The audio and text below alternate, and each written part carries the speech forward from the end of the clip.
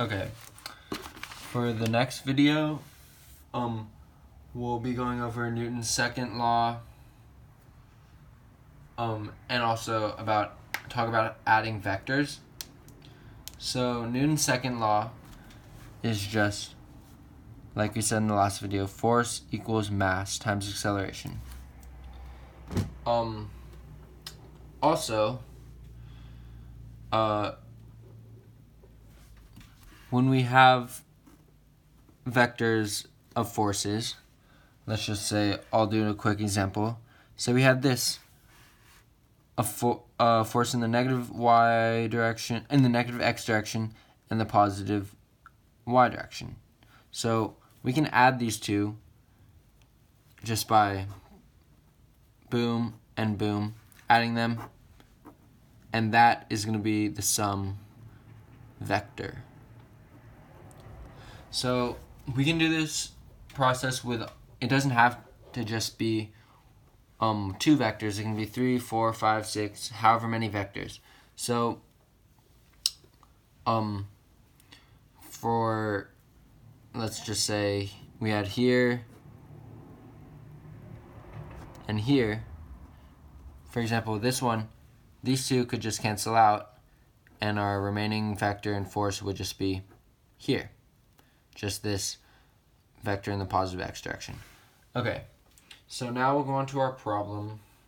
Problem number 23. I'll read it real quick. So, the figure above shows the directions and relative magnitudes of all three forces that are acting on an object. Which of the following best shows the direction of the object's acceleration? So, I'll draw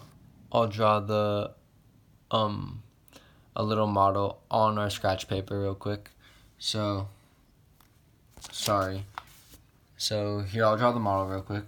So we have the box, and then we have our positive y vector, our negative y vector, and then a little positive x vector.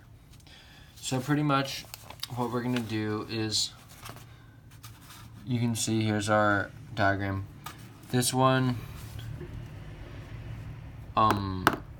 is a 3 vector or 3 force, so there's 3 vectors. So all we have to do is add these. So we see that this vector and this vector, the top is a bit longer than the bottom one, and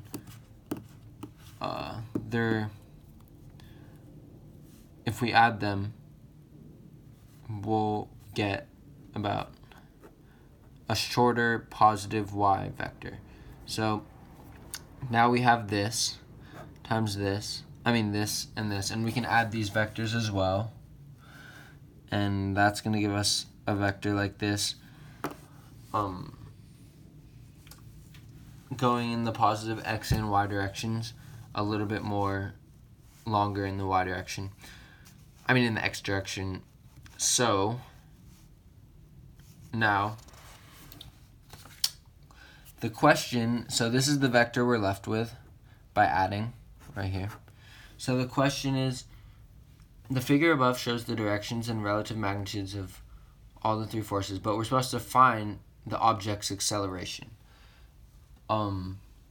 So one important thing to remember in this is that force equals mass times acceleration. So this is the vector of force, right?